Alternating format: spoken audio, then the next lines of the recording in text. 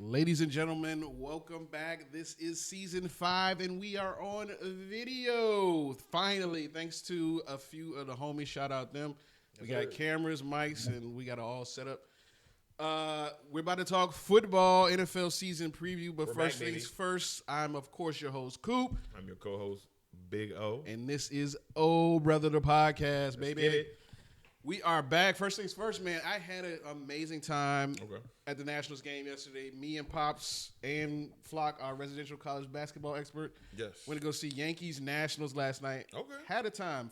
Dad's first time down at Nationals Park, obviously. And I heard the Nats actually got the dub. Nats did win. Despite us being garbage. But they're actually getting better, bro. So I was explaining to him, my dad, and Vince that a lot of the prospects that they got back in the Juan Soto trade are now coming to fruition in the pros. They are thriving. Mackenzie Gore had a great game, who was also one of those prospects. So it's been pretty good for them. I wish the Yankees would have got away with the dub. I wish Aaron Judge would have went deep. That would have been amazing. But, you can't win them all. But we aren't here to talk baseball. We're here to talk football. And there's been a lot of off-season headlines. And I'm going to be very ESPN with it. Oh, and we're going to start with the Cowboys. They have a lot of guys holding out, and they will be – will they be getting – well, actually, I take it back. CeeDee Lamb just inked a new deal. He'll be the second highest paid receiver on an annual basis outside of Justin Jefferson. Yes. What do you think about the move with Jerry Jones there? I think it's a great move. I think CeeDee has showed that at the end of the day, he's a baller. I believe he led the league last season in receptions. If I'm not mistaken, was second to Tyreek in yards. So, I mean, he's a monster. And for him to do the majority of his work in the slot, I think it's pretty crazy. I don't know why Jerry was trying to fake like he wasn't trying to pay the man. I just don't either. What's the point of just waiting to the exact last second to get – maybe he was waiting for that preseason revenue to come in so he can go ahead and cut that bonus check or whatever. I mean, the possibly signing bonus, Yeah, I have no idea, but I'm even though I'm obviously not a Cowboys fan. Let's go Commanders. I'm happy that CeeDee is getting his money because he is a top 3-4 receiver in the league right now. When they broke it down, his numbers were basically identical to Justin Jefferson over the first 3 years, but we got to remember Jefferson did miss 7 games last year, so he would have been far out ahead of him in terms of far ahead. He yards and touchdowns. And still got over 1,000 yards for the season. So to me, Justin Jefferson is still undoubtedly the best receiver in the league, but I'm glad CeeDee did ultimately get his deal done. Oh yeah, for sure. He certainly deserves it.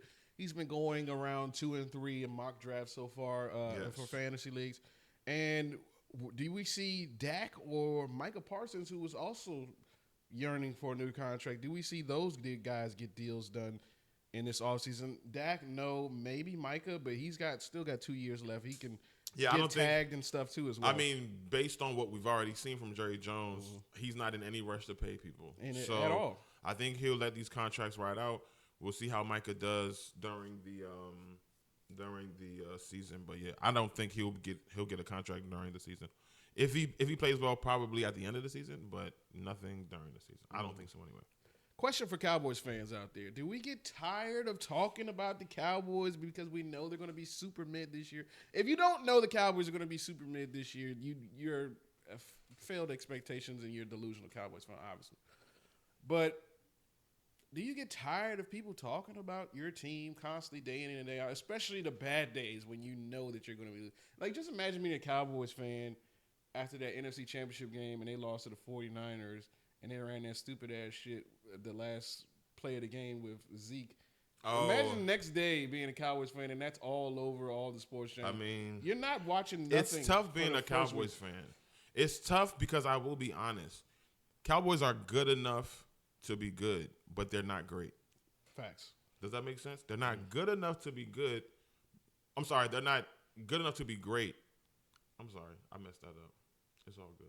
We X that out. But yeah, I just feel like ultimately they're just kind of like 9-win, 10-win season, but first-round bouncers. We know they're going to bounce in the first round. We've seen Dak in tough situations. I just feel like they always have the pieces, but I think they lack the awareness. They lack the cohesiveness to really ultimately get it done. So that's my thing concerning the Cowboys. So we'll see. And I also believe that this year my Commanders is actually gonna make some noise because let's just move right into it, Coop. The Commanders picked up Jaden Daniels. We already talked about that earlier, but he had a great camp. We didn't see too much in the preseason, so I can't really judge him off the preseason. But from what I've heard in training camp, from what I've been reading, I believe he's more than ready. We did take a hit last week by letting go of Jahan Dotson. Wasn't let go. He was traded. He was traded for nothing, for scraps. But I do believe that they did see something in De'Ami Brown and Luke McCaffrey enough to let him go or to trade him. And they're pretty geeked about former Falcon Olamide Zaccheaus, who was a career fourth string receiver. I didn't even know he plays for us, bro. It's a Dan Campbell edition. He came from us. That's insane. Oh, and then I forgot. The Falcons traded Taylor Heineke, former Commanders quarterback, to the Chargers yesterday. Just some random offseason news there. Nothing impactful. Desmond Ridder was cut from the Arizona Cardinals, and his DoorDash commercial was then trending afterwards because it might be time for him to get a job as well. Yeah, Desmond Ridder. Similar to DJ Uiagalelei in Florida State. Oh, man. It's been a crazy weekend already for college football. I mean, We've got Colorado coming up tonight. I mean, we're moving into sports utopia at time of October, where all of the 4 major sports are playing, and everything is just peachy. Man. Everything is beautiful right now. Just peachy. We are certainly gearing up. But yes, I do believe my Commanders will make some noise this year. I do believe we've added some key pieces on both sides of the ball. I still think we're a little shaky at D-back, but I have a lot of excitement coming into the season. It's giving RG3 2012. I saw a report where recent GMs were polled, and they say Jaden Daniels may be the next C.J. Stroud type quarterback to have that type of breakout season for the Commanders. But will the offensive line hold up? Will the weapons get open? We'll see. But he has been pretty great with his legs. He's been extremely accurate for a rookie coming in. I am pretty excited to see what he does. I just don't know if that offensive line is going to be anything great because they haven't done much to fix it in terms of the Commanders. But very little run game to speak of. Who's the starting running? Brian Robertson? I think it's Austin Eckler. It's going to be Eckler as the starter? I believe it. Slow and washed. Fill in Brian Robinson. Is Antonio Gibson still on the squad? Mr. Fumble? Gibson left. He got cut? We got rid of Gibson. All right. He played for the Patriots now. I don't even know if he made the team. We'll see. Speaking of Patriots, they just named Jacoby Brissett the starting quarterback there in New England.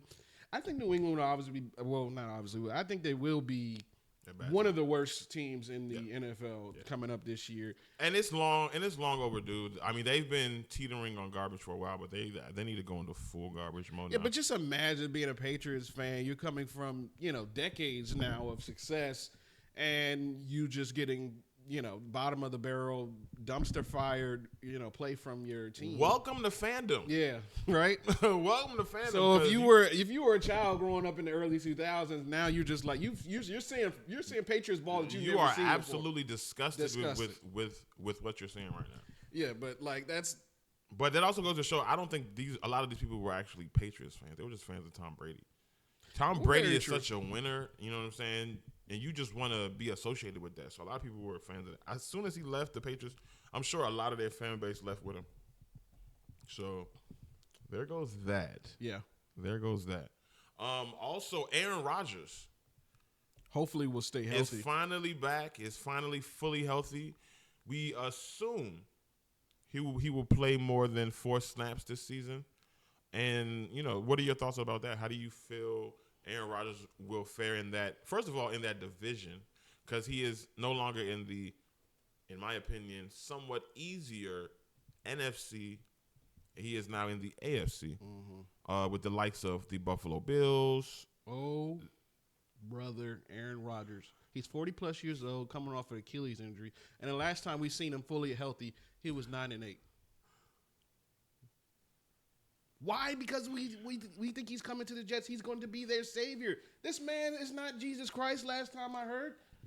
He's not Tom Brady. At his older age, he's really not. He's not Tom Brady. This is true. And as far as record, yes, he might not have had the best record, but he was still MVP that year, if I'm not mistaken. Did he not win MVP that year or the year before? I mean, he's his not last healthy season with Green Bay. No, it was the year before, I believe. Okay, so he's not very, very far removed from being MVP of the league. I'm very interested to see what this man does in New York. I think the Jets are a shit organization, absolute garbage. I'm not picking no player on the Jets. I never have, and I don't plan on starting. But with that being said, Aaron Rodgers is the type of dude to really bring the best, at least out of your offensive players. Who the fuck was Jordy Nelson? You know what I'm saying? Like, but even post injury, new team. I mean, this is a last ride for these guys. No, for all sure. Or nothing. It's definitely all. No, it's all or nothing for Aaron Rodgers. And Robert Saleh, the coach. So you think Robert's getting fired if they don't make the playoffs? Everybody's out. The GM, the coach, the quarterback. Hell, trade everybody. The owner, get them all out. Move to freaking whatever. You don't need to play in New York anymore. Interesting. Okay. I mean, please, I am so sick of the offseason with Aaron Rodgers, the Jets. They're going to be the savior. Oh, my God, you need to be drafting Breece Hall, top 5 in your fantasy league. We're just sucking the Jets off. Blah, blah, blah. No, it's not going to be good for New York Jets. I'm sorry. Your defense will be good. Your offense will be middle of the road. You may win a playoff game, whoop the freaking dude, but don't expect Aaron Rodgers to deliver you another Super Bowl. I'm sorry. The Jets hype train is so overhyped. It's not going to be worth it. I mean, but even to say the Jets go to the playoffs and win a playoff game, I think that's a tremendous step forward from what they were. Yeah, exactly. Everybody just thought that it was just the quarterback play that was holding them back, similar to what we had it in Atlanta. But it's just like. So wait, are you saying that it's Super Bowl or bust in New York? Yeah, that's at least playoff win or bust. I would say playoff win or bust. We can agree to that, or even make the playoffs or bust. Yeah, if they make the playoffs, then I think the whole Aaron Rodgers experiment worked. If the Jets make the playoffs, I think it worked. Making the playoffs is really the goal. I mean, you go out and get Aaron Rodgers. Let's be real, but no, Coop. Let's be real. How many teams really have a chance to go to Super Bowl? Like in actuality, like for real, Mahomes still plays. Yeah. The 49ers are still the 49ers, and you still got the Ravens. And like, we know the real teams. Yeah.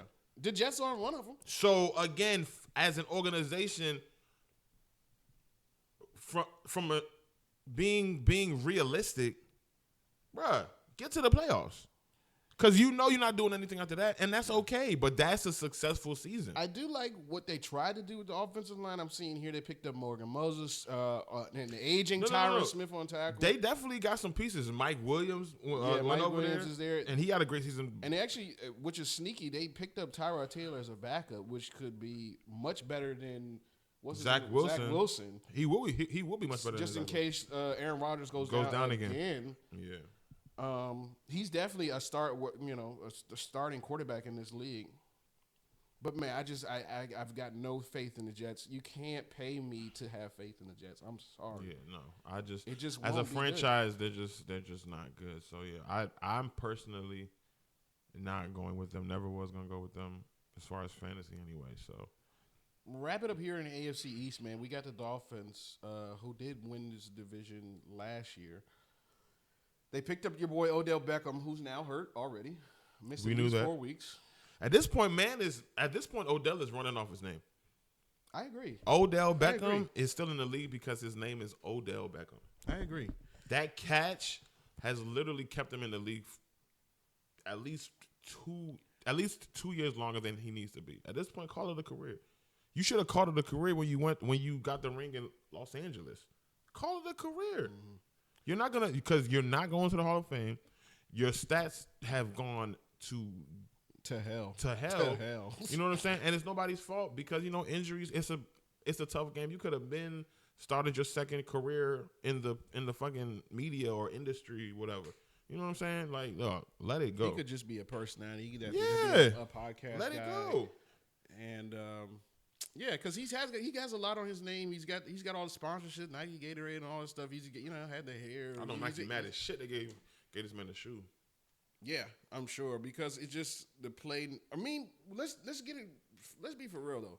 If he doesn't tear his knee in the Super Bowl, we're looking at a very different trajectory for Odell Beckham in the second half of his career. Because he may go on to win MVP that Super Bowl because he was cooking. He had 2 touchdowns already. Yeah, he was. He may go on to get, like I said, win MVP. Probably gets a long-term extension from, if not the Rams, from someone. And I wouldn't say long-term because, again, he it definitely would have been a high. You come off Super Bowl MVP. And with the name Odell Beckham Jr., you know what I'm saying? You're probably looking at a lucrative extension. This is true. I'll give you that.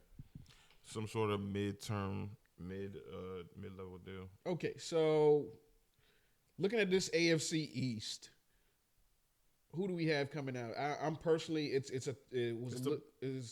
kind of a toss up between. I wouldn't even say it's a toss up. It's probably the Dolphins.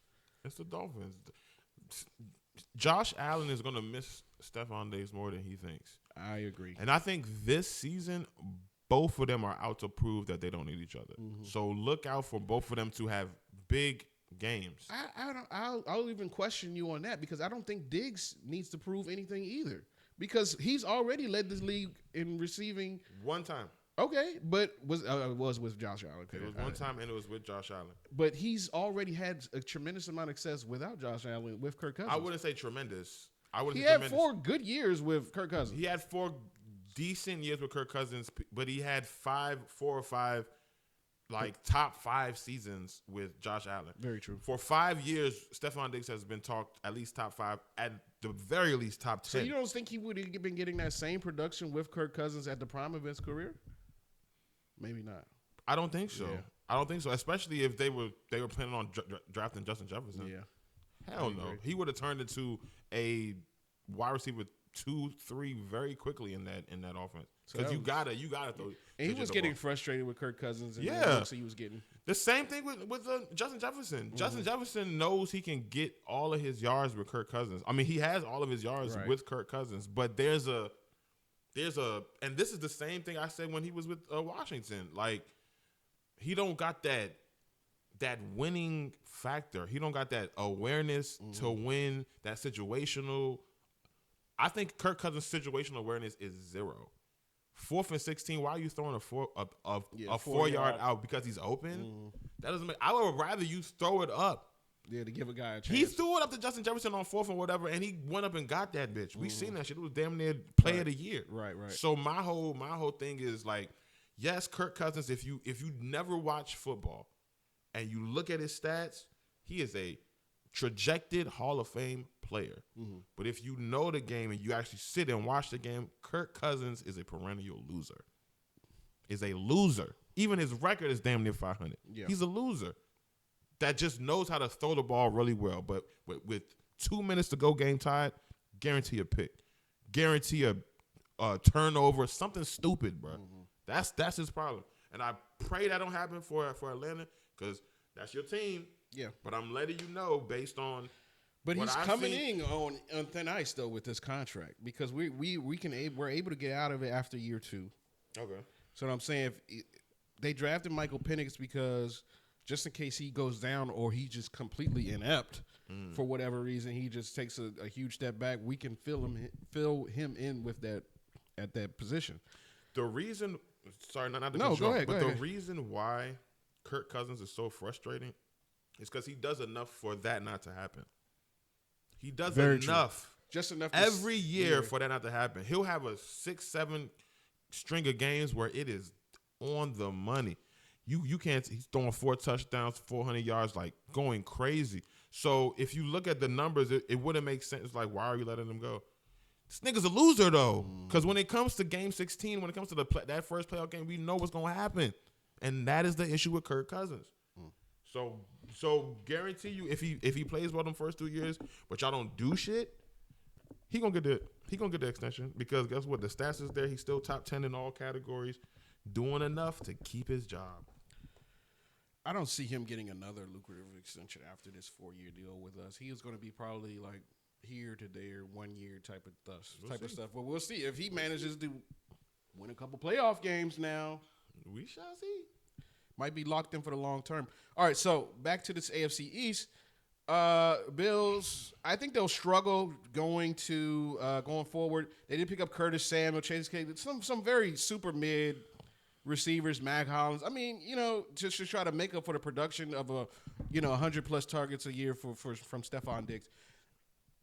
I don't have faith in any of these guys. I mean, Curtis, like you said earlier, is already dealing with a turf toe. I think Dalton Kincaid will have to step up and be receiver one ultimately in this offense. Keon Cole, he's very talented, but he's super raw as a prospect, very just a jump ball guy. We don't know what he's going to do in the league yet. So for you to for people to just automatically conclude he's going to be that dog, receiver one, we shall see. And it just takes a while for rookie receivers to build a rapport with quarterbacks starting off. They may be kind of wishy-washy week 1 through 8, but then latter half of the season they start to pick it up a lot, if you notice, with the trend with rookie receivers. So it's going to be a struggle a little bit at first offensively for the Bills, but I think they'll be okay moving forward.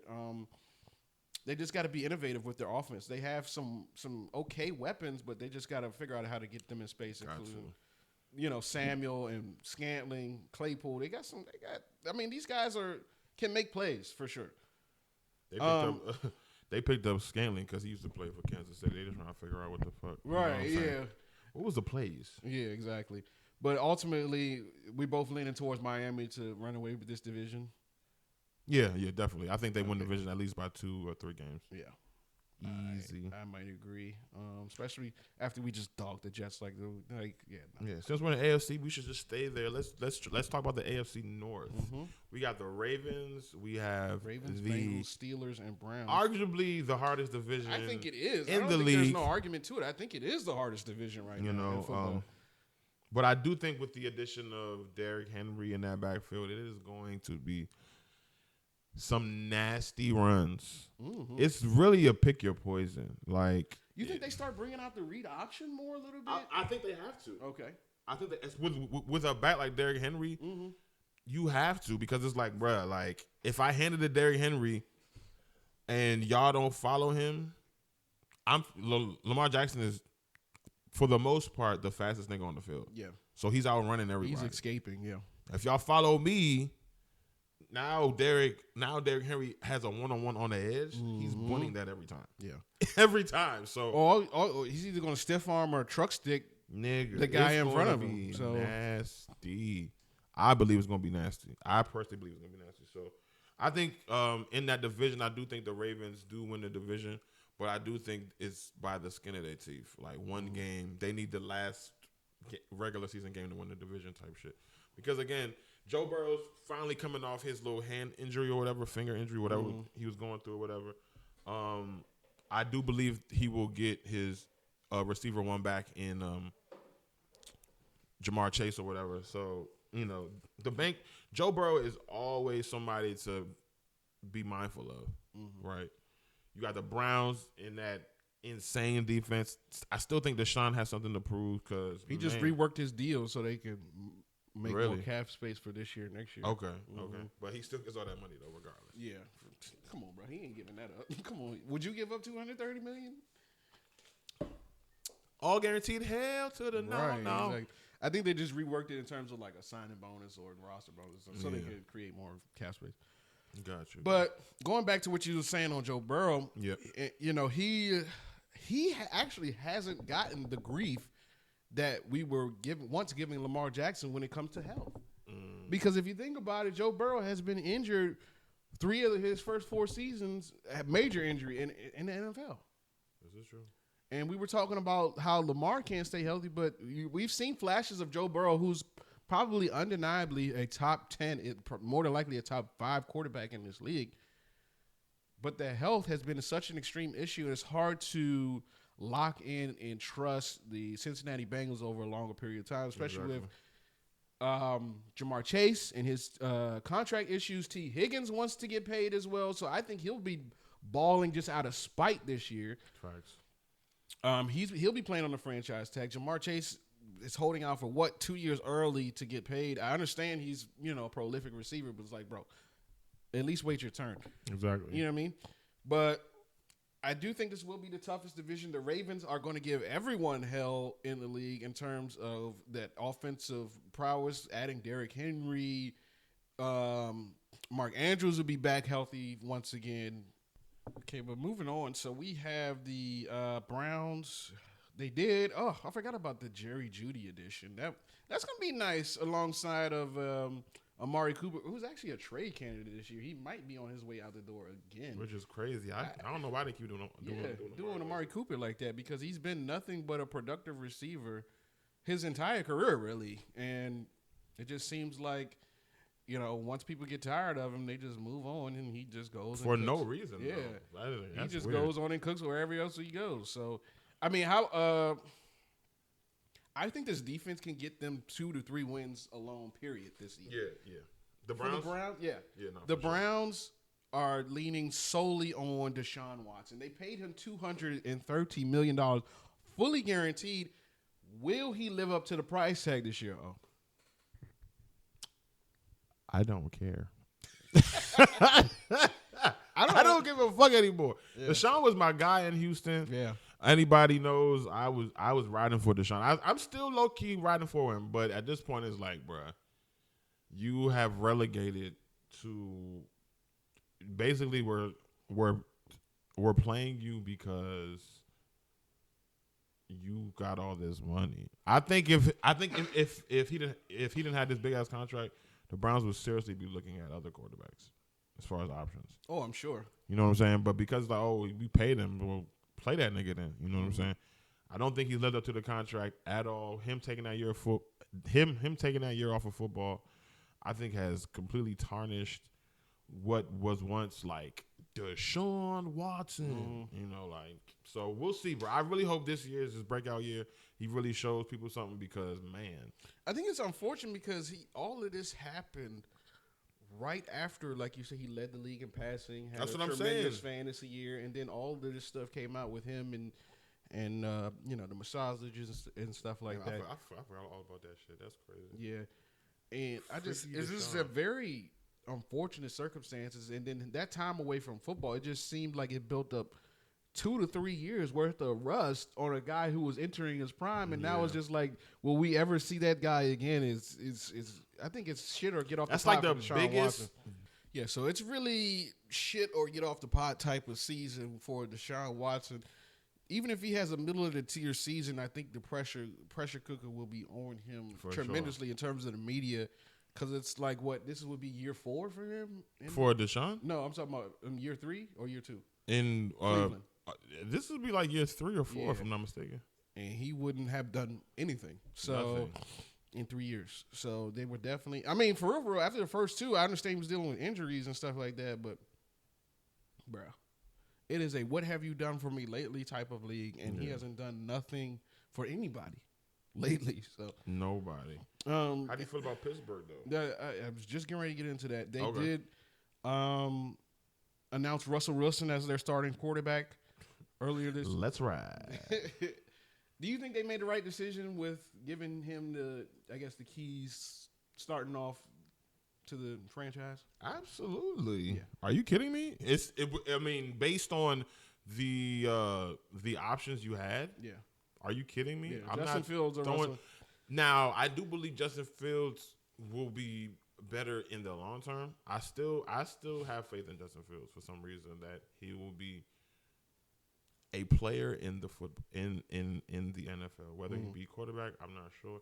But I still think he has what it takes to be a solid player in the league. Maybe even some like Taysom Hill role ass shit. You think he'll be a playmaker, but will he be a legitimate quarterback? I don't know. Yeah, I don't think that is what you're questioning. I don't think he'll be a legitimate quarterback, but I do think again he could be like a Taysom Hill or whatever, or he can definitely come in and provide some like decent offense. But Russell Wilson is obviously your best bet. I'm actually rooting for him this season. But really the numbers weren't bad in Denver last year. I mean, they weren't great, but they weren't horrible. He was very middle of the road. He was like, let me just, not make the huge mistake. It was a little bit too average. I think the averageness was just like, bruh. And I think we didn't bring you here to be average because you left Seattle coming here, and look at the quarterbacks that have won there. Mm-hmm. John Elway, Peyton Manning, so I think Denver as a city is just very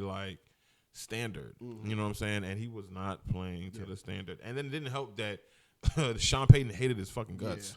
Yeah, he hated that man for whatever reason. And I think that in any situation is gonna kind of mess you up.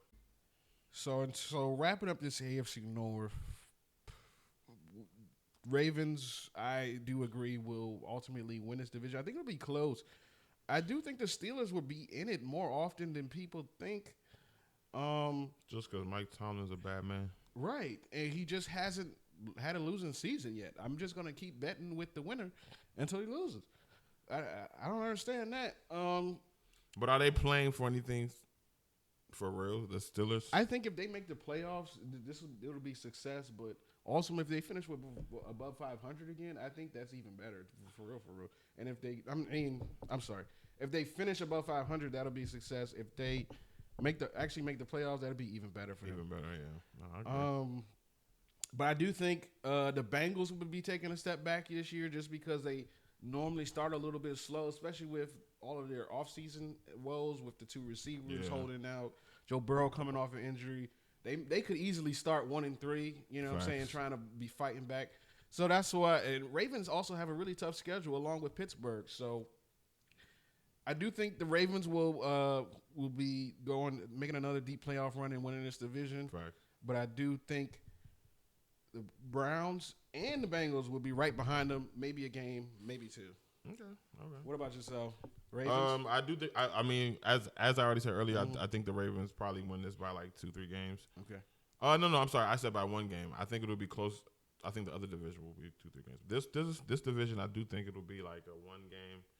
Last game of the season, Ravens got to win it to win the division. They already secured playoffs, but they're trying to win the division. Probably between the Bengals or the Browns, or maybe and the Browns. I do think the AFC North is going to be winning a lot of games. So yeah.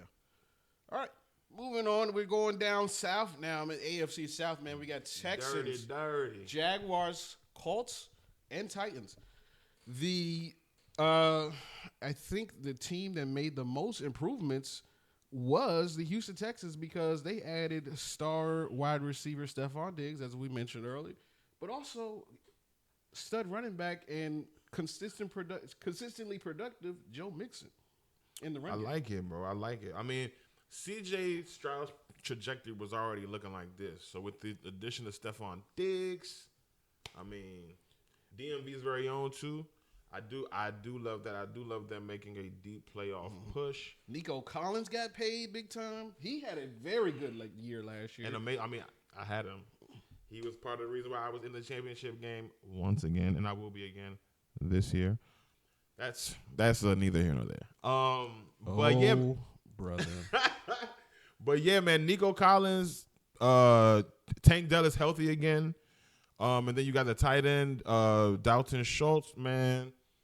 I think they're going to run away with this division, even with the addition of even with the Colts having Anthony Richardson back, even with just everything that's going on in that division. I believe the Texans have been equipped with the firepower on both sides of the ball because they've already been a beast defensively. DeMeco Ryans got them boys on point defensively. Mm-hmm. So with them adding these pieces in Stephon Diggs, Joe Mixon, and re-signing Dalton Schultz and stuff like that, I definitely believe that they're probably gonna beat the shit out of everybody in their division. You think they're gonna run away with it? Yeah, man. I don't believe anybody I think else. Jacksonville's gonna take a jump forward, bro. Nope. I know you don't have. As soon as you said that, I was like, no. Trevor who? No, I'm good. You have no faith in the Prince, Trevor Lawrence, but I think he's good, bro. I think he's good. I think he definitely had a disadvantage last year. He struggled. He didn't struggle. His stats struggled because he suffered from a lot of drop passes last year, 6 of which were touchdowns. And I think 4 of them were dropped by Calvin Ridley himself. So that's why they didn't bring him back. He moves on to Tennessee to help out Will Levis down there. Nuke is still down there, as in DeAndre Hopkins. I think the Jaguars, they did re-sign Evan Ingram, who I think will be a top 10 tight end this year. He's going to be sneaky. Their defense is still very good. They can sack the quarterback as well. It's just going to be about managing it's going to be risk management for the Jaguars. So taking shots by also running the ball, staying conservative, and then just playing good defense, rushing the passer. They're going to have to probably take some chances, in close games more than they would like to. But I still think they could etch out some wins here. I have faith in the Jaguars, but I'm not sold on them. I'm sorry. They took away their only true receiver in Calvin Ridley. I don't care how many TD passes you said he dropped. The man still got over 1,000 yards on the season. That's true. And was the best receiver on the team. Christian Kirk was good. Calvin Ridley was better. Christian Kirk was good, too, before he got there, too. So He was. But you could tell, there's levels to it, though. It is. But he's proven his worth. I'll tell you that. Everybody thought they overpaid for Christian Kirk when they gave him $80 million That shit is looking like a steal now. It is looking like a steal. A steal. Anyways, moving on, we got Tennessee or the Colts. You have any love for them? I don't really have any love for Indianapolis, but they did bring in Joe Flacco for a backup role. Bro. That'll be good for them just in case Richardson Who cares? Joe Flacco had one renaissance. Not even year. He had a run. He had a renaissance game last year. Games. He had to help keep the Browns afloat. He had a slew of games. Congratulations, Joe Flacco. That's big for them, in case their guy goes down again. He doesn't, bro. They're not making the playoffs. The Colts are not. The Colts are not making the playoffs. So they'll still be a good team, though. I feel like they'll still be a competitive team. Good team as far as what? What is their record? Because if you say 6-11, that's not good. I think they won 8 games. You think the Colts win 8 games? I think 7 or 8. Yeah, that's insane. Because they're not winning even in their division. I don't think the Colts are beating the Jaguars. I don't think the Colts are beating. They'll split. Definitely not beating the Texans with the Jaguars, and they'll probably beat the Titans twice. I don't know. They beat them twice. They normally always split that shit. Yeah. So, speaking of the Titans, they had some additions too. This offseason, Tony Pollard is now their new running back, substituting for Derrick Henry. We've got Tyler Boyd coming there for some weapons, and we just talked about Calvin Ridley as well. I think Will Levis will be happy with those additional weapons. Will it make a huge difference? Probably not this season. Their run game will be lacking. Offensive line is still very shaky right now because they didn't really do any additions to that. They just kind of focused on the secondary. I'm very interested in seeing what Tony Pollard does. Yeah. I'm very interested because last season was his season to really take it there. Does L'Jarius Sneed become the lockdown corner that they need? Because, they just gave him a boatload of money to anchor their defense. I think he can do it for sure. But I also think Sneed benefited from a better defensive unit in Kansas City. Yeah. So he's going to be literally the guy going out there checking the number one guy, following there. So let's see. We'll see. Oh, and they got Jamal Adams too. Boo-hoo. That's a name at this point. Yeah. That's a name. He's getting cooked. He's getting cooked every time, bro. All right, so Texans run away with this division. Texans easy, bro. Probably by 2 games. Last but not least, we got the AFC West side in the Chargers, Patrick Mahomes and them. Broncos, Raiders. It's a new day in Denver. It is. It's a new day in Denver. Who is their starting quarterback officially? Bo Nix. Mr. Number 11 Sean overall. Payton got his guy. He's the guy. I don't know if you saw the video, but he said 16 throws in to the workout that he had with the Broncos. He knew that he was their guy. That's crazy. That is some crazy evaluations, stuff. But to be that, to show out like that in a workout and just for them to determine that. Here's my thing. It's kind of crazy. We better see some improvement in Denver under Sean Payton. Because the way, again, I still have a bad taste in my mouth with how he treated Russell leaving. Yeah. Now I understand his gameplay didn't match, but the way you treated this man was absolute garbage. My thing is with Denver is before Sean Payton even got there, when they had Nathaniel Hackett, before that season, they had a number 1 defense. And then when Hackett got there, they were middle. They were terrible. They were bottom middle half. Of the tier. Yeah, with the middle tier, bottom half defense. Sean Payton's get there, it doesn't elevate again. I'm like, you didn't really lose too many pieces outside of your safety, Justin Simmons. You know what I'm saying? Yeah. You still had the pass rushers and all of that. Why was the defense so bad? Because the offensive production wasn't horrible, like you said. It was very mid, middle of the road, but it could have got you some more wins than it did last year because the defense was okay. Yeah. I just think situational stuff has to be a little bit better with them. Just executing at a higher level.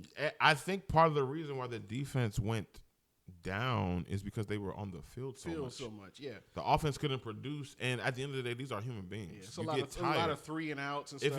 If they literally come off the field and get back on in 5 minutes, it's like, bro, I haven't rested. Y'all niggas can't even sustain a drive. Mm-hmm. You know what I'm saying? At least take it past the 50 so we can and kick a field goal so we can go to commercial. Right. You know what I'm saying? Something. But y'all niggas 3 and out, we right back on the field. Mm-hmm. So I can see why the defense would go down in that respect.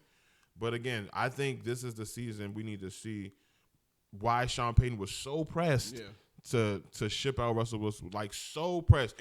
And I also want to see how patient he is with Bo Nix. Mm-hmm. I understand he's a rookie, so you got to be patient with him because you got to build that confidence. But I just want to see just how that dynamic is. That's a good point. You know what I'm saying? Because it's just like, nigga, this is still a results league. So keep that same energy. But I think Bo Nix will produce coming out. I do like what I saw in terms of preseason. He's as a rookie. He's accurate in the short throw. He's played a ton of college ball. That's the thing. Okay, so question: as a rookie, do you think he plays better than what Russell did last season? That's my biggest question. I think it'll be similar, but I don't think it will be better. He may throw 1 or 2 more touchdowns than him, maybe 1 or 2 more picks. I think he'll get a lot more opportunities because Russell.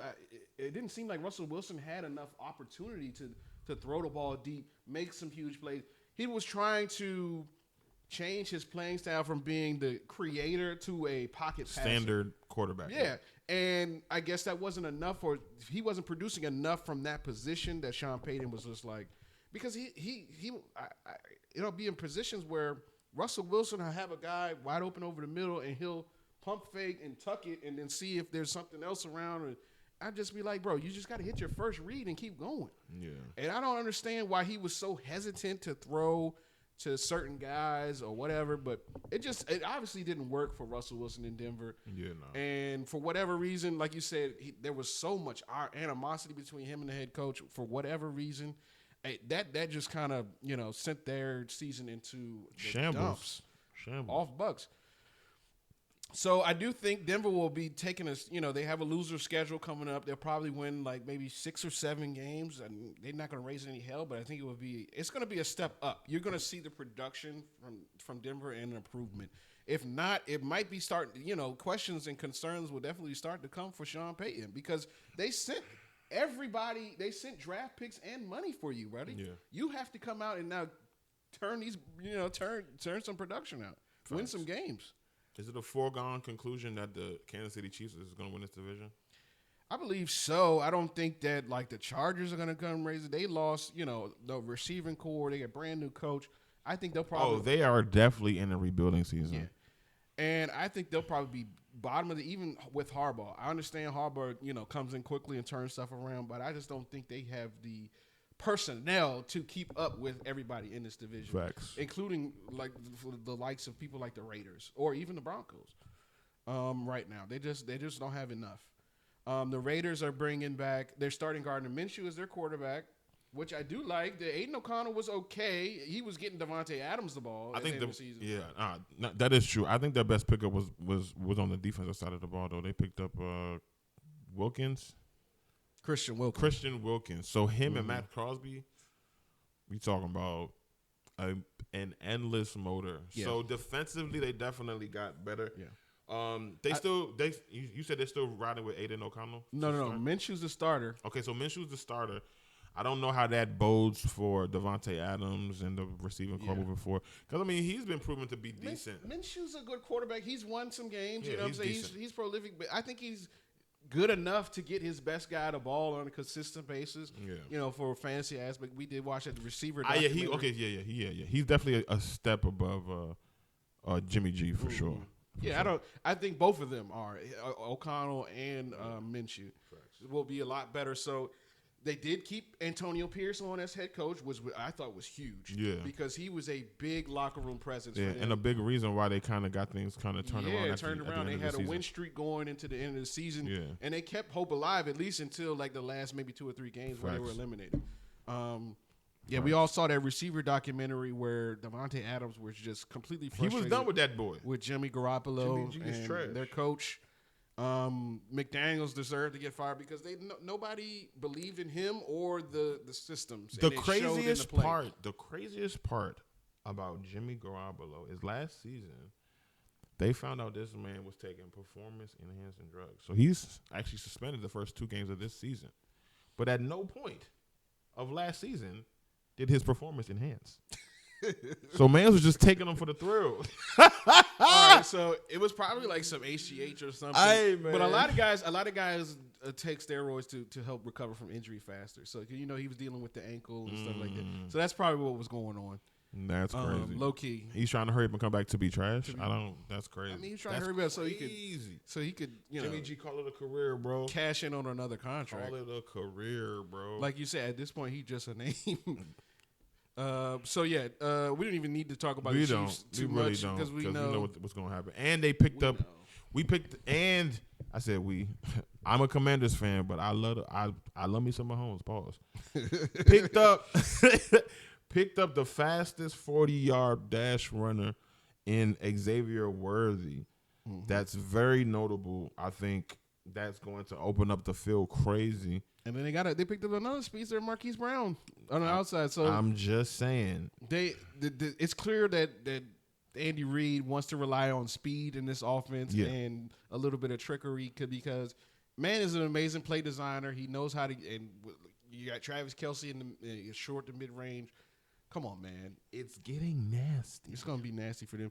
Chris Jones got his new deal.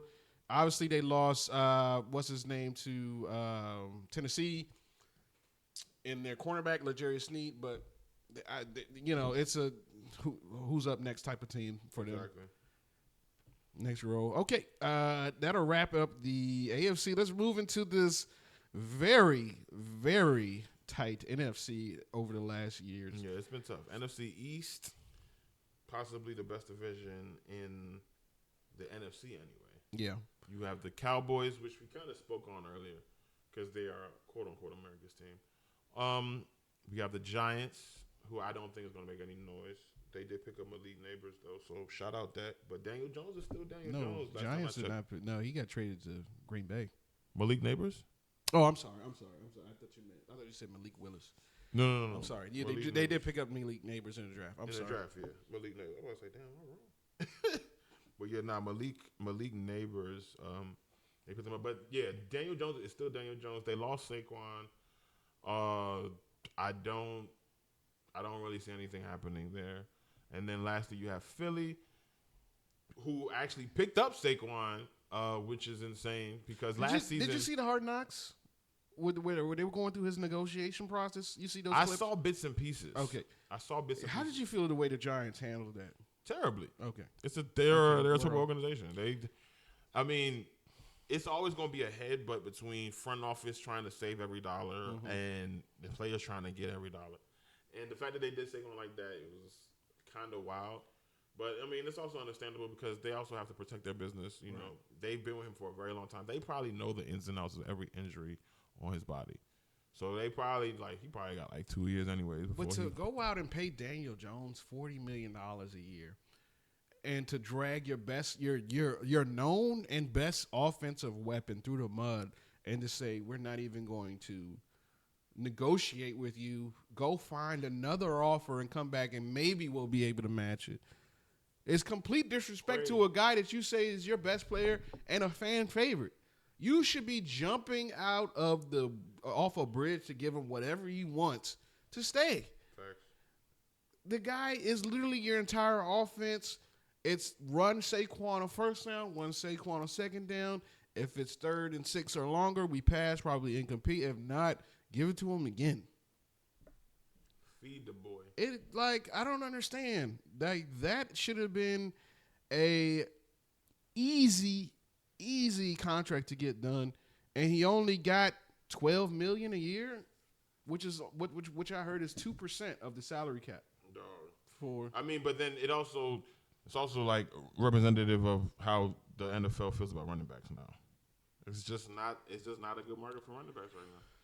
You have the running back. You have the running, or at least a top 3 running back who is literally your entire offense. He's compensating for your poor quarterback play, your poor defense. Hello, I would think I would need to get this man back on the field. I'm sorry. I completely agree, but we know the Giants are a dumpster fire organization. They continue to do dumpster fire things, and they will continue to be a dumpster fire. Yeah. So, and speaking of dumpster fires, to throw gas on the flames, they did trade away Brian Burns, who was their prolific edge rusher, to the Panthers. They did get some picks back in exchange, but he was up for a new deal as well, but they didn't want to pay him either. Crazy. I don't understand. The Eagles, man. Eagles I have winning this division easily. I wouldn't say easily, but I do. I wouldn't say easily, goddamn. But I do have them winning this division. We spoke on my Commanders, goddamn it, and I do believe that we don't win the division, but we finished second and managed to creep in the playoffs behind Philly. Dallas, y'all not doing stuff. We already spoke about that, right? But yeah, I do think with our new additions and just with the whole vibe surrounding Washington, surrounding Jalen Daniels, he's a winner. What do we expect from Jalen Hurts this year? Because we got no Kelsey. We do have an addition of Saquon. They did pay A.J. Brown. We expect more perfection. I don't know. Because a lot of his production in terms of rushing touchdowns and stuff like that came with inside 2 yards and the tush push. Orchestrated by the center, Jason Kelsey, who's probably a future Hall of Famer. Not probably. He is a future Hall of Famer. For sure, you're right on. With him gone, I know they still have a few good pieces on their offense line. They have one of the better offensive line. Does that change anything? Because from what I've heard and what I've seen, Jason Kelsey orchestrated most of the protections. So to get at Jalen Hurts, you have to send different looks and blitzes, and he kind of panics. And I looked up some film, and it kind of seems that way. I don't know if the new offensive coordinator coming in is what's his name, Kelly, that used to coach for the Dallas. Brian Kelly? Or no, I forgot. But y'all know who he's talking about. Not Chip Kelly, but the he was offensive coordinator and for the Chargers last year, but he came from Kellen Moore. Kellen Moore. Gotcha. There we go. Okay, yeah. He's a new offensive coordinator in Philly. I think he's definitely a pass happy type of guy, but he's got to be able to find a way to get Jalen Hurts to protect himself and orchestrate some of these protection calls when it comes to empty blitzes and stuff like that. They're gonna have plenty of weapons on the outside, exactly. But it's just a matter of getting them the ball and getting it to them on time. For them and controlling blitz coverages. Yeah, we talked about Commanders as well. Additional Austin Eckler, Marcus Mariota as a backup. Zach Ertz, Jamison Crowder, welcome back. Jamison Crowder is back. He's been whatever. Just fantasy inept for whatever. So we have the Eagles, but the Eagles have to prove us right. Like we've been on pretty much the same team, throughout. Moving on, we got the NFC North coming in. We got Bears, Vikings, Packers, and the Detroit Lions, who won this division last year, surprisingly. They hadn't made the playoffs won a playoff game since 93. I don't know if you know this, but that was the year I was born. And I am now 31. So that is insane. Lions fans, it's looking bright for you, or at least it was. Do they run it back and win this division, man? I believe they do, but I don't believe that it's going to be easy. I think last season it was relatively easy for them to win it. But this season, especially with them re-signing Jordan Love, that big deal, and him taking that big step forward. But yeah, I definitely feel like the Packers might have something to say. But ultimately, I do have Detroit winning it. I think they've changed that mindset. I think with players like Amon-Ra St. Brown and a coach like Dan Campbell, they just have very much we're not finna lose mentalities, and it rubs off on the players. So I do think the Lions have finally reshaped their identity, and we can no longer disrespect them. I want to say Lions because they've had the success. Amon-Ra St. Brown is a super dog, super dog. He's like definitely the guy that they paid him to be this offseason. $120 million, 77 guaranteed. One of the highest paid receivers now. Very well deserved. He's been nothing but productive over his first few seasons. Jared Goff also got a crazy extension as well. So everybody's just kind of like settling into place and getting their money, and now it's time to pick it up and go win. So now that the Lions have faith and they actually seen some winning from this organization and Dan Campbell, because it was not looking good for Dan Campbell at first. He started off very weird with that press conference where he said he was going to bite kneecaps off and stuff like that with guys.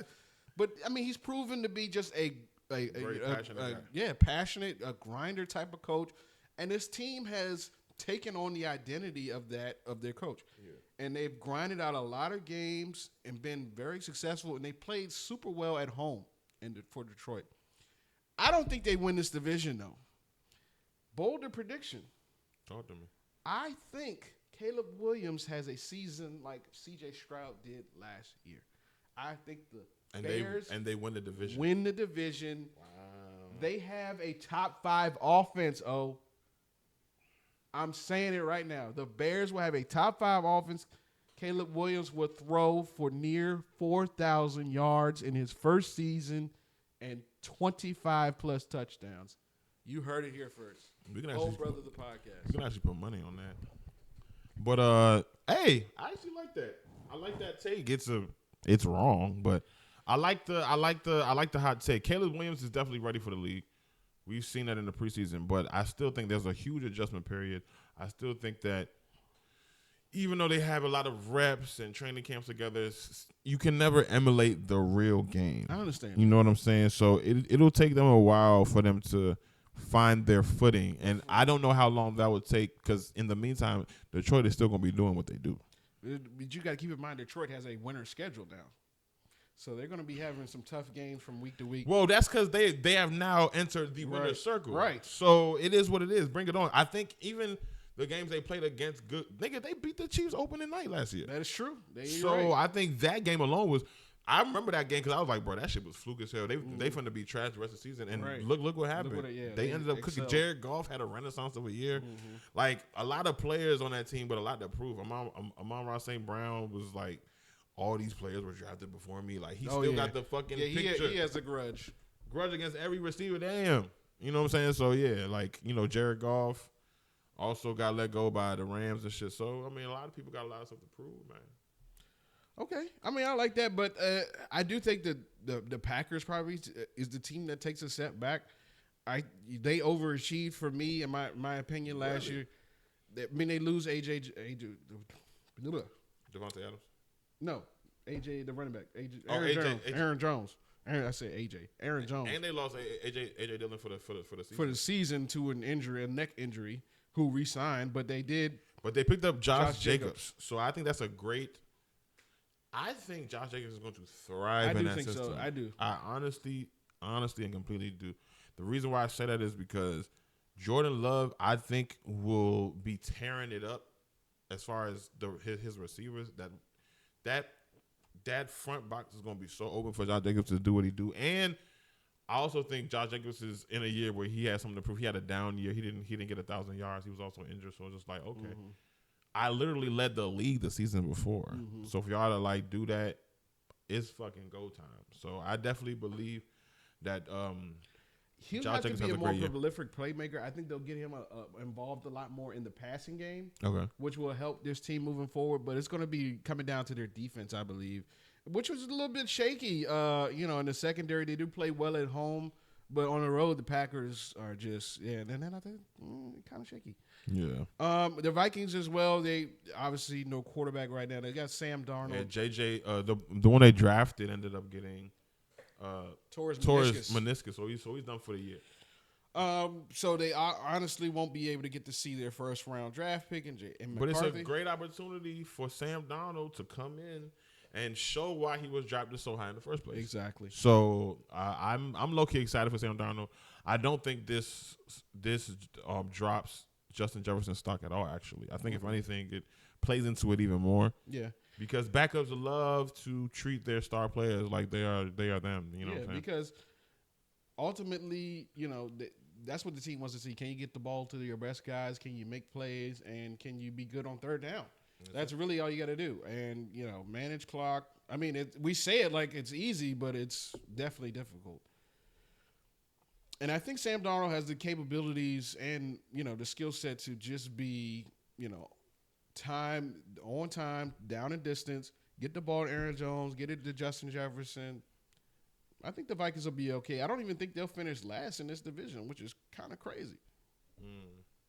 Yeah, no, I don't think the Vikings finish last. I actually think the Bears finish last. I mean, that's probably what most people predict. Like I said, I'm going out on a limb saying it, but with this, but they finished last off some 7-10. Yeah, so the whole division is going to be good. It's going to be pretty good, and I think like just with the weapons that they added with Keenan Allen and DeAndre Swift and now you get a revamped offensive line. They even brought in Gerald Everett at tight end. That's what I'm saying. They even brought in Mercedes Lewis. Yeah, so who's been in the league since 2006. Yeah, I was just wondering because I saw the article that they signed Mercedes. I was like, Mercedes Lewis from 10 years ago from Jacksonville. Mm-hmm. I ran into he's been in the league since 2006, and the only reason he's still in the league because he doesn't catch passes anymore. So he's still one of the best blocking tight ends in the league. Mm. The only reason he still has a job, which is crazy, and he's 40. He's 40, bro. Yeah. Crazy. So random shout out to Mercedes Lewis. Random, but yeah. I just needed to say that. And then so you're going with the Lions to win this division? For sure, Lions. Yeah, for sure, I'm going out on a limb, man. I'm gonna say the Bears, man. I really love Caleb Williams. I've liked what I see. He had one throw that I was in awe. To Odunze? Yeah. Yeah, he was rolling out on the left and shit. Oh my gosh. It flipped it was nasty. And it was nasty. Just dropped a dime in it. Oh, it's like, oh. It was nasty. You see something like that, it gives you chills. Yeah, it gets you, that kind of reminded me of seeing Patrick Mahomes throw that crazy touchdown pass his first full year as a starter, and nobody really kind of knew who he was or what he was about. This nigga rolled left, spun back out right, and threw a dime to somebody in the corner. I forgot, but it was at that moment. I picked him up on waiver wires. Who was this Patrick Mahomes? Mahomes? Man, shout out Pat. But nah, I was familiar with his game coming out of college too. So NFC South, your division, Coop. Talk to me. We got the Falcons, we got the Panthers, we got the Saints, and we got the Tampa Bay Buccaneers. We're not winning. With new head coach, new quarterback. That doesn't equal division win. Are you saying? I'm saying we probably make the playoffs, but I'm saying we don't win the division. I think the Tampa Bay Bucks win again, and I think they have a winner schedule. The division winners, their schedule is tough starting out, but I think they go on a run and sneak by us again in this hard NFC South. Man, we did bring in Kirk Cousins, $100 million deal. $100 million man. In hindsight, to when we got him. I like it a lot better because we went and got Michael Penix. I didn't realize that we could get out of the deal after 2 years and not owe him so much guaranteed money. But drafting Penix behind Kirk Cousins, I think, was solid. I didn't agree with it at first because it just felt stupid to the average football mind, but when the quarterback play was so inept like it was for us last year, you don't want to be without a quarterback ever again. Yeah. So you want to just lock that up? Yeah. And if it takes a full year of drafting to do that, then so be it. Yeah. And we get Kirk Cousins, we get him a backup in Michael Penix, and he could start week 1. He's good enough to start week 1, but we want to let him sit, let him process information.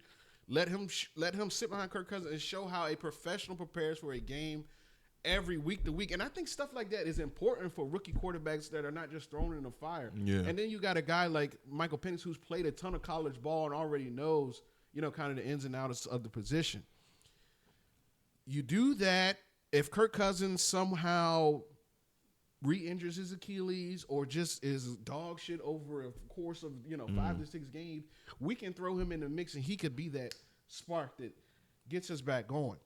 My question is, why isn't there like any sort of like G League for NFL where like players can come in and if they're not completely ready, they can still play competitively, like kind of like how baseball has AAA, AA, basketball has G League. Like, why hasn't football? Why do you think football has not adapted that yet? I think because it's such a dangerous game, and you don't want to risk guys' health, playing minor league football. Right. You know what I'm saying? Against guys that aren't really going to make a team or not really have an impact, really. You know what I'm saying? It's a meaningless game if it doesn't work out. And I wouldn't want to risk injury for stuff like that. But yeah, I don't think the Falcons will win this division. I do think the Bucs will win. They did bring back Baker on a deal. They brought back Mike Evans on a deal. Shout out Baker Mayfield too, man. We were almost giving up on Baker. I was definitely ready. I mean, I said it a couple times. Baker's done. Yeah. He never was whatever, but for him to come to a new environment in Tampa and really play well. It wasn't even like he was spectacular, but he just played very well. And then he had to fill the shoes of Tom Brady. So, and I think he did that quite well. He handled the situation. It wasn't an overly hard division to win. He just had to play, on time, and just to get the ball to Mike Evans down the field, stuff like that. And he did that and earned himself a solid contract this offseason, $100 million. And I think they'll win a division again. I don't know if they'll win a playoff game. I don't think so. Probably not. I think the Falcons will sneak in there as a wild card. I think the New Orleans Saints will be one of the worst teams in the NFL this year, also in this division, along with the Panthers. They'll be bad again. They'll be better, but they'll still be bad. They brought in Jadeveon Clowney, Deontay Johnson from the Steelers. This is the Panthers, that is. And let me see, a couple offensive linemen. They did give a guard $100 million and another guard, $54 million. They were trying to improve the offensive line, but these aren't guys that were like looking to get big extensions. They were just desperate for guys to play decently on the offensive line, just to give Bryce Young some help. Got him a new weapon in Deontay Johnson, who's like a target monster type of guy. Thanks. You know what I'm saying? They'll probably win 5 games maybe this year, along with the Saints, who probably win 5 to 6 games this year, maybe 4. Oh, yeah, the Saints signed Chase. Man, I feel so bad for Chase Young, man, because I feel like. Why do you feel bad for him? Because it's just like his career is not what we thought it was going to be. I mean, but that happens all the time. Bruh, the film doesn't lie, bruh. Your technique is bad. Your motor is bad, bruh. Yeah. You know what I'm saying? You're always out of position. You're always like not going 100%. You're not running down guys on the backside. You're not setting edges. What are we doing here, bro? At this point, you're just a name. You're in a draft slot.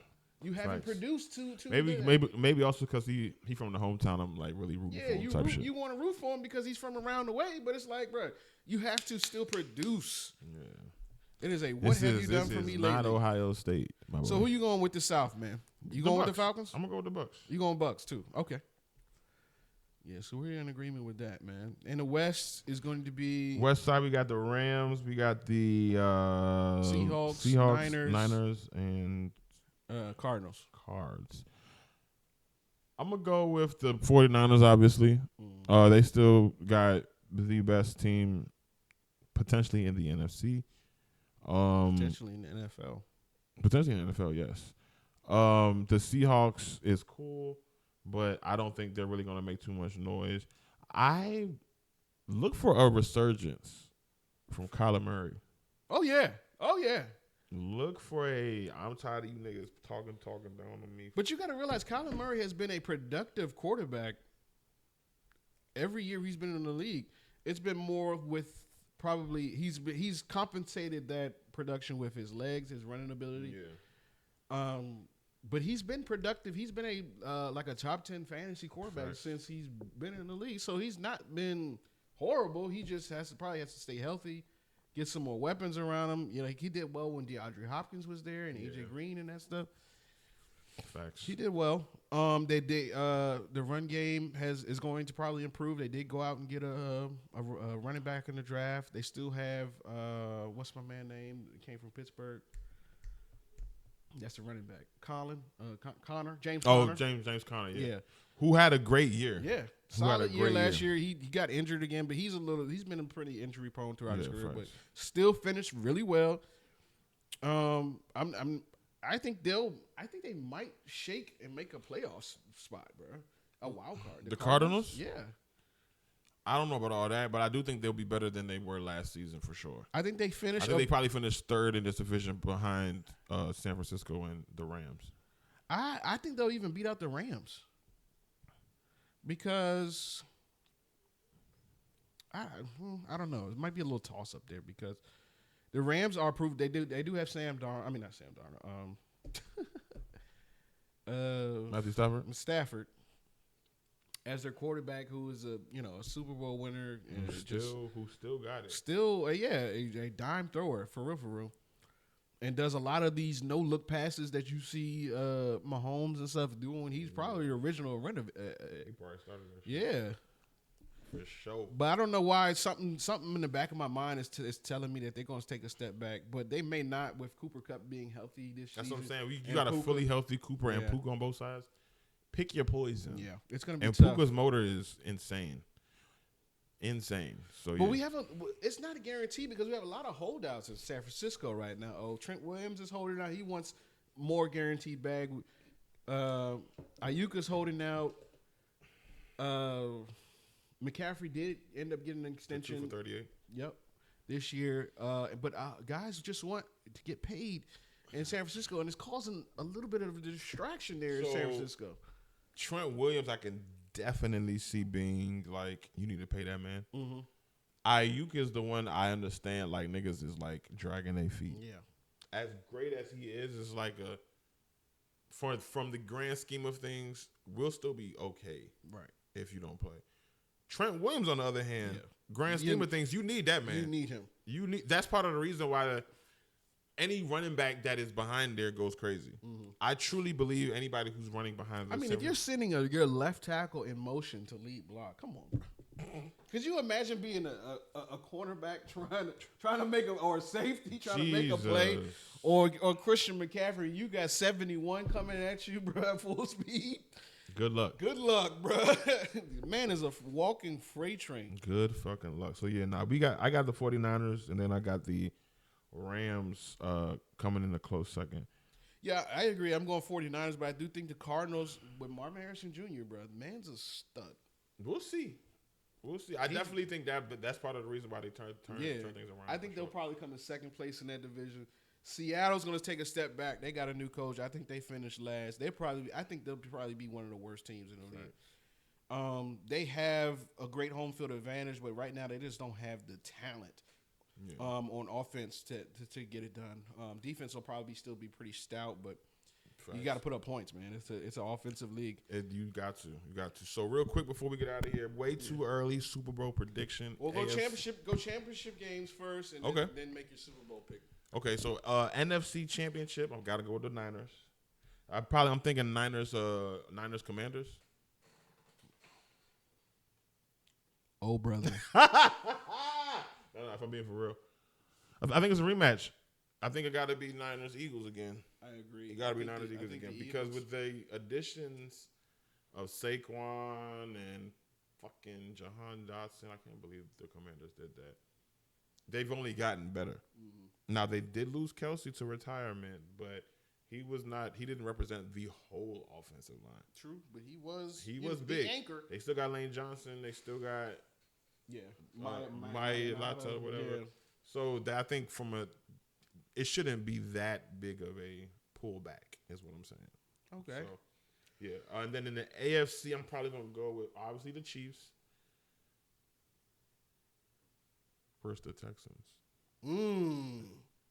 Hot take right here. You think the Texans make a leap? CJ takes that next step. Because now he's no longer a rookie. He knows what the fuck to do. Mm-hmm. He's got more weapons than Stephon Diggs. That defense has been lights out since D'Amico has been in there. So I'm gonna go Chiefs Texans. They already made the playoffs and won a game last season, so their expectations are already through the roof. And I think just Houston is just happy to finally be over that Deshaun Watson cloud, because it was a lot for that franchise. I'm sure those fans are happy as shit. Mm-hmm. Happy as shit for, just new for a new day ahead, if you will. So I wanted to go initially, obviously Chiefs again in the AFC, but I wanted to go Miami. But I just think they lost a touch too much on that defensive side. They will be crazy on offense. But I don't know, man. Who are they going to play in this championship game? You said Miami? I wanted to go Miami, but I don't think they're going to get it done, bro. I really don't. Because they lost so much. So the Chiefs versus Miami? I want to no. It's going to be Chiefs and Baltimore again. It's going to be the Chiefs and Baltimore. It's going to be the Ravens and Chiefs again. And I think and I agree. I do think it'll be a rematch of a couple years ago with Kansas City and the Eagles. I'm sorry. Eagles and 49ers in the NFC. Facts. So who do you have going to the Super Bowl? The Kansas City Chiefs versus the San Francisco 49ers. Once again. The rematch once again, because these teams, again, if they make it to the playoffs, have proven that they are incredibly hard to beat. So yeah, man. If those four teams are the last four teams, you better believe Mahomes versus Purdy again. And we'll see who wins that. So yeah. That's not way too early, but I'm super excited for this season. I'm happy football is finally fucking back. Basketball is also around the corner. So, yeah, man. We locked in, Coop. Yeah. So, I think I'm going to go with I think the Ravens get them this time, bro. I think the Ravens get them because they were a few couple bad drives from really getting it done at home at that. They stopped running the ball in the championship game. They have enough to stop Mahomes and these boys. I think the Ravens go to the Super Bowl, and I think the Eagles sneak past the 49ers by 2 points. By 1 point in overtime. The championship game. So it's going to be an all-bird Super Bowl, Eagles, Ravens, and I think the Ravens ultimately walk away Super Bowl champions. You heard it first. Lamar Jackson, 2-time MVP, will win his Super Bowl MVP and solidify his Hall of Fame status with a Super Bowl MVP. As much as I love Lamar Jackson, I do believe the only way he gets a ring is if Mahomes goes down. Mahomes has been what Michael Jordan was. You can go down or you can take him down. All them niggas that didn't win rings in the 80s and 90s. Or LeBron was to all them niggas that didn't even go to the championship for like a decade. Right. You know what I'm saying? Like, you get past him, then yes, I do have them winning the Super Bowl, but Mahomes is... And they're going for the first three-peat in NFL history. Which has never been done for a reason. Not even a great Tom Brady's won 3 straight rings. So they're going for it, and you know they're super, super, super locked in. I mean, it's a reason that people have it. It's super hard to three-peat, which is why I'm saying the Ravens ultimately get it done in the championship and in the Super Bowl. I'm just saying. We'll see if that prediction holds up, guys. We appreciate you watching and tuning in. This is the first video broadcast of Oh Brother the Podcast. We'll be switching things up, of course, with the backgrounds, topics, and stuff like that. We keep you. Please like, comment, and subscribe. We love to hear you guys' feedback. Thank you, and keep tuning in. Peace. Brother.